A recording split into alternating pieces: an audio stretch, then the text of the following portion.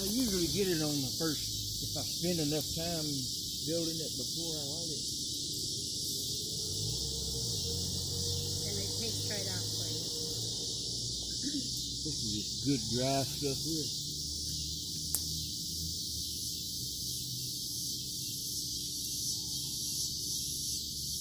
Are you recording? Yeah.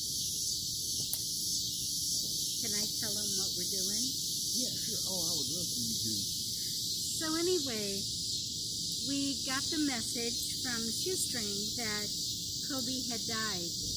And Dutch and I were out in Colorado, and we decided we needed to be here to honor him.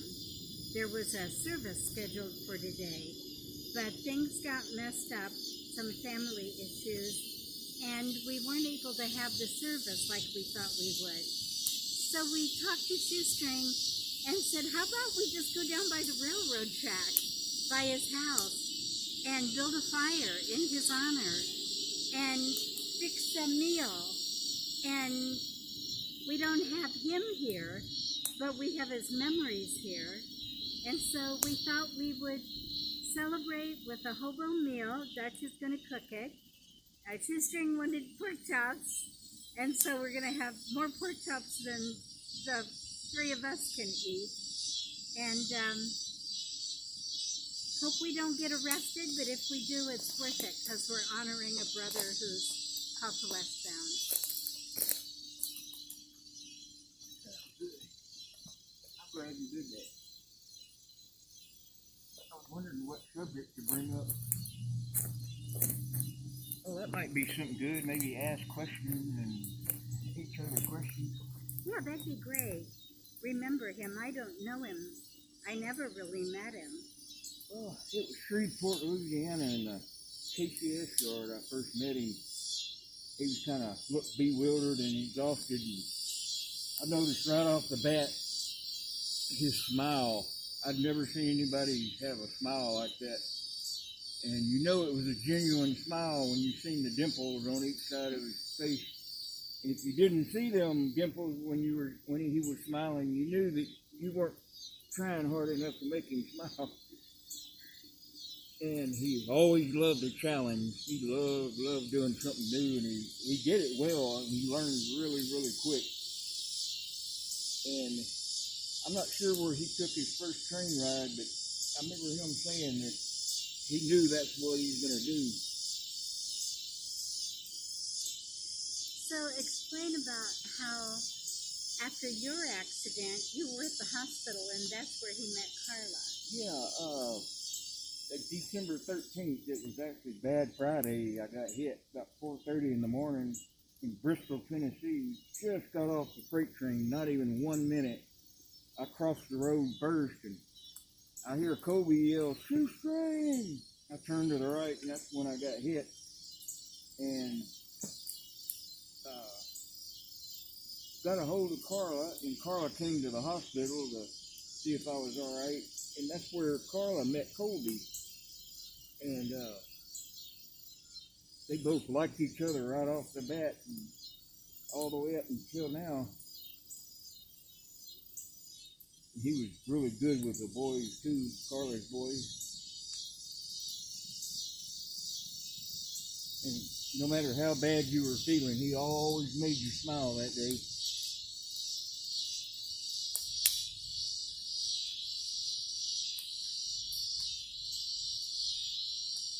How long ago was that? You say it was Bad Friday, what year? Yeah, December 13th when I got hit. And she got hit Tuesday this week, or last week. And I was in Roanoke, Rexburg area, when Carla called me and told me, so I just turned around right away and came back. And things just changed, and didn't get a chance to see him again. Family took him back to Alabama. Yesterday? This morning. This morning. Mm-hmm. Well, there's fire. There's the cook fire. Okay. That's a fire. That's not the cook. Oh, that's a fire. How do we make it a good fire? I'm gonna go get my stripping hammer and split those down. We're gonna burn this stuff. Make coal. Bigger stuff. Warm some coal. Slowly make it a little bigger. I think it's pouring more at you than me. I think it's playing the shoestring.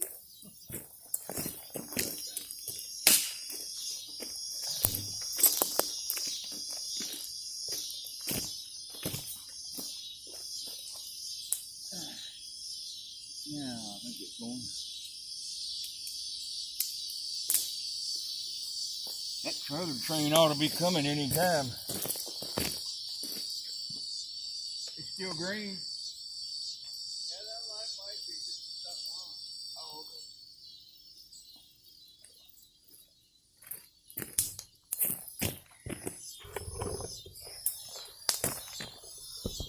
Kind of move the camera a little bit. That way when Dutch gets back, he can say something if he wants. I hope the camera will pick up the smell of pork chops. In the fire. We're having fried potatoes and onions with some peppers, and I think we have probably 20 pork chops, so we may not fix them all tonight, but you'll have leftovers tomorrow. All right. When was the first time you ever rode a train? I was in Britt, Iowa about 1989, and I walked down to the bar with all the guys at night, and a bunch of them jumped up and said, "Hey, there's a train coming," so we ran out in front of the bar to watch the train. And Snapshot was with me. I don't know if you ever met him. But we walked over, he says, "Let's pay homage to the train." So we walked from the bar down to the railroad, to the track. And you just feel the ground vibrate. And I'd always wanted to jump a freight train. And about that time, the train stopped right in front of us. And Snapshot said, "Jackie," I didn't have my name then, Gypsy Moon. He said, "Jackie, you've always wanted to jump a freight. Here it is." And I had a Coke. I don't drink. I had a Coke. And he had a beer. And I said, "We're just going to get on it?" And he said, "If you want to." And I went, "Oh my gosh." And I took my Coke and I threw it. And he took his beer and he threw it. And he said, "Your car." And I climbed up. It was a grainer. We sat on the front of it, and he got on, and it started to ease away, and all the hobos were standing at the bar. I forget what that bar was there by the track, but he said, I said, "Well, what are we going to do? I don't have any food or water or anything." And I said, "And how are we going to know? What are we going to do when we get off? How are we going to find our way back?" It was at night already. It was about 10 at night. And he said, "Let me give you the first lesson in train riding." And I said, "Okay." And he said, "Just lean back and enjoy the ride." And I did. And it was just going from one grain elevator to another. So it stopped at the next grain elevator and we got off. Now it was about, probably 7 or 8 miles back to the jungle. And we walked it and ended up in the jungle in the middle of the night. And Steam Train was waiting up for me to get back. He knew that I'd done that. And it was just so much fun and so exciting. And when I got home from Britt that year, this was at Britt that this happened. When I got back from Britt, I got a telegram in the mail. It actually came in the mail. It wasn't like a real telegram. I have it framed in my room at home. And it said, "We received confirmation. Your first freight. Congratulations. Be ye known henceforth as Gypsy Moon." And it was signed Rail Riders of America. But it was Snapshot and Steam Train that sent it. And they gave me my name because there were shooting stars on that train. Often in Britt in Iowa, there are shooting stars during football weekends. a particular group of comets. And Steam Train said, Hobos believe that when you die, you ride the tail of Halley's Comet to heaven. And so anyway, that's been my name ever since, and that was my first ride.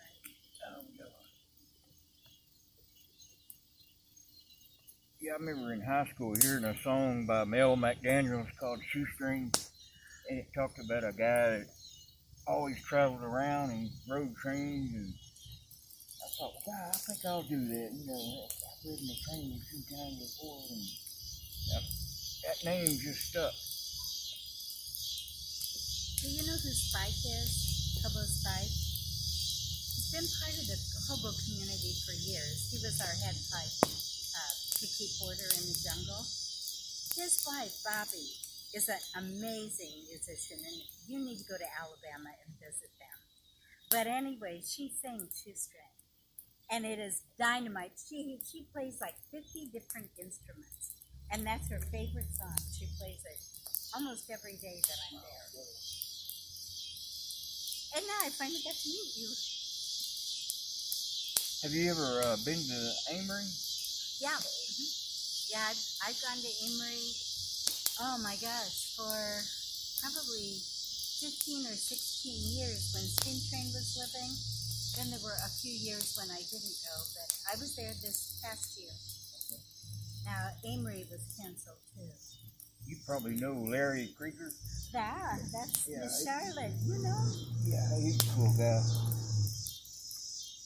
Yeah, he usually takes a ride once a year. I think during the summer. I think he just took a ride. I think he went up to Winslow and then back to Phoenix. Yeah, I love Amory. I was disappointed. I actually went to Amory about before April, when it was supposed to be held. Collinwood and I drove there and helped Miss Charlotte get everything ready. Let's let that burn down a bit. That worker, that worker's back out there again. Oh, is it in his line of sight? No, he's sitting in his truck right next to the van. I bet that next train's gonna be creeping. Yeah, I think he's sitting there. Signal issue to watch it or something, make sure the signal works or something. I don't know. I'm definitely getting me a little scanner now. Figured we'd make a video and talk around the campfire and ask each other questions. I didn't do it. Yeah. Where do you go to the bathroom? Walmart bag and a butt hung out the door. I love women to ask me, how do I go to the bathroom on a boxcar? And I always tell them, I do it much different than you do, but when I go to the grocery store, I save the plastic bags, and I roll some up in some newspaper and carry it in my pack. And then when I have to go, I open up the plastic bag. It's like a little porta pot. Scrunch some newspaper up in the bottom of it and just squat on it. And the newspaper absorbs it. It's like a little porta pot. But then Dex taught me a new way last time we rode freight last year. He said just lean against the boxcar door and pee. You know, the door that's closed. It's really easy because everything just goes between the door. Right. And you don't pee on your shoes.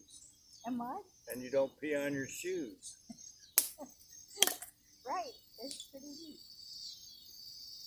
Or back when you've been drinking too much and you're wearing your coveralls and you think you've gotten them off. Man, seen that twice. Only twice? I probably only wore bibs maybe a year. I just don't like the way they feel.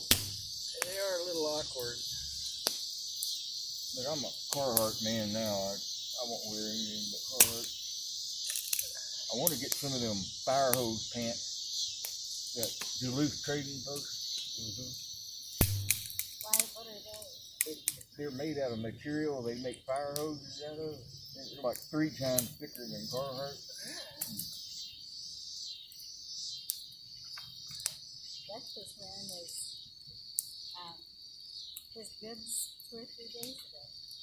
Yep. I thought we were headed for the tracks.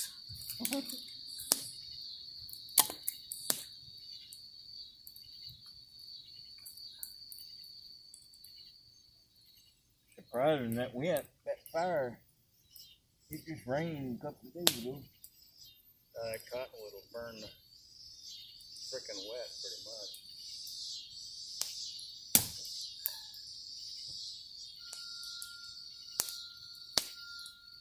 That might be him backing up.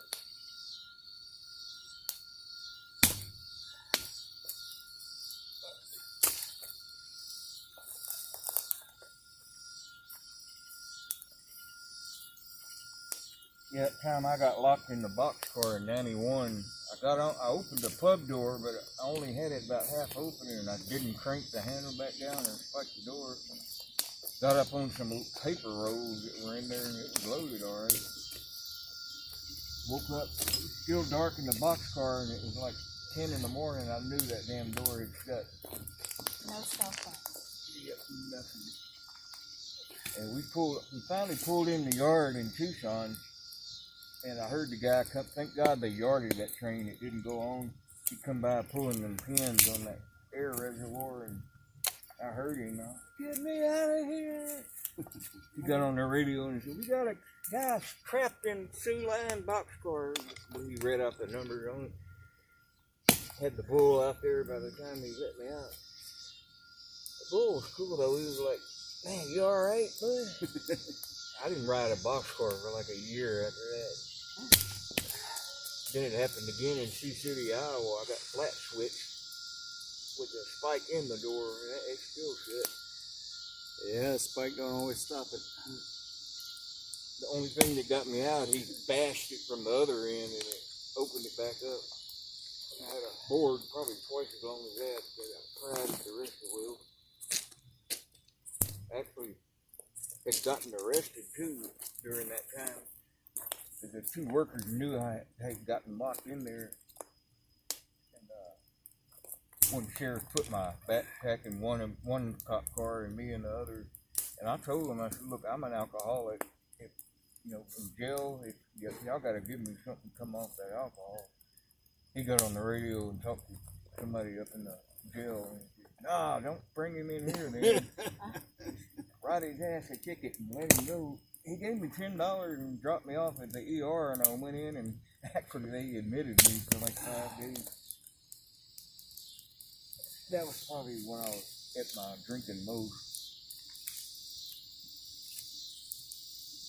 Dutch got trapped in a boxcar one time. When I was 10 years old. Huh? When I was 10 years I old. was getting ready to say, how old were you?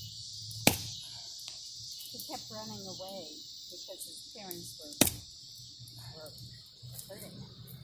And they kept catching him. And when he was 10 years old, and he thought, I'm going to go to the railroad yard. They won't find me there. And when he got there, he saw a boxcar. And he was tired. He'd been running all day. And he got in the boxcar and fell asleep. And when he woke up, the door had closed. How far were you from home? I was in Bakersfield. But the boxcars were different than they are now. You could see through the walls. Their wood slats didn't fit together near as well as they do now, or weren't as solid. I think we're back in the early 90s hearing about, what was it, 21 Mexicans that got locked in one and died, all but one. I think the one took a bone of somebody and dug it out or something. I don't remember what the story was. That sounds pretty gruesome.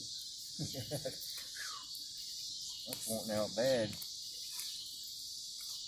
I guess you could live a long time if you fed off the bodies or something.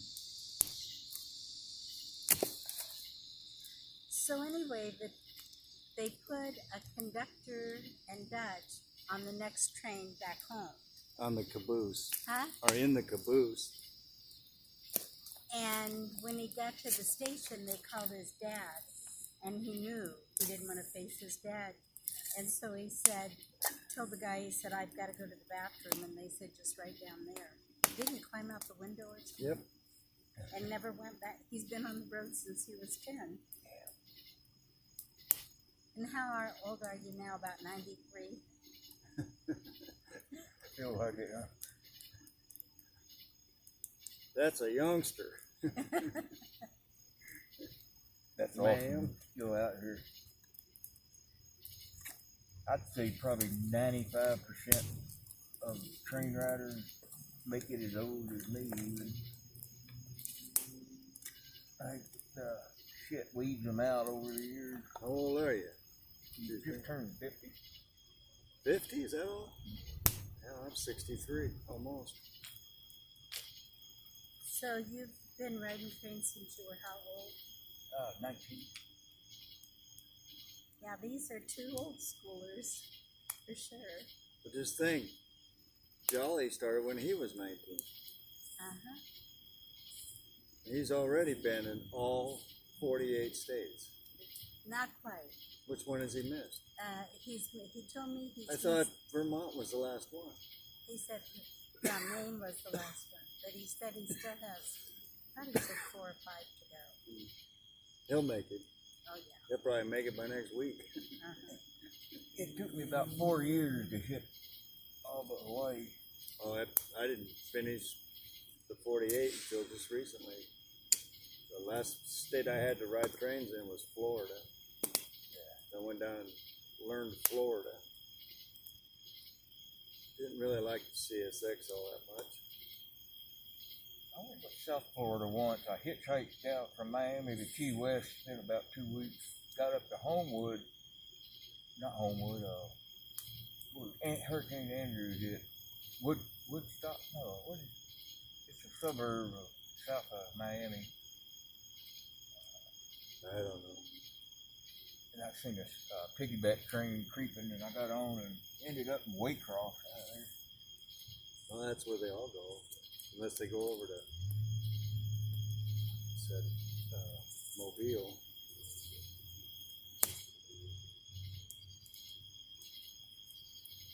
Yeah, when I started riding, I just rode, and I mean, I'd get off to get food and make a little money. I'd right back on, and I didn't get off till that train yarded. That's all I did. And that's how I learned all the rest. Yeah, I started that stuff when I was older, in my 20s, where pretty much the only time I ever got off the train was to go hustle up that route. There'd be days, be on a couple different trains in the same day. Yeah, I still get that feeling, like when you're out riding, that feeling you get in your chest. Every time I get down by the tracks, I get it again. That feeling that makes you actually take a step and get on a train. Dutch has a word for that he made up a year or so ago. What word is that? Oh, Far less. parlay. That's not a word. Why, you made it? I mean, I made it up, but I didn't make far nor lost.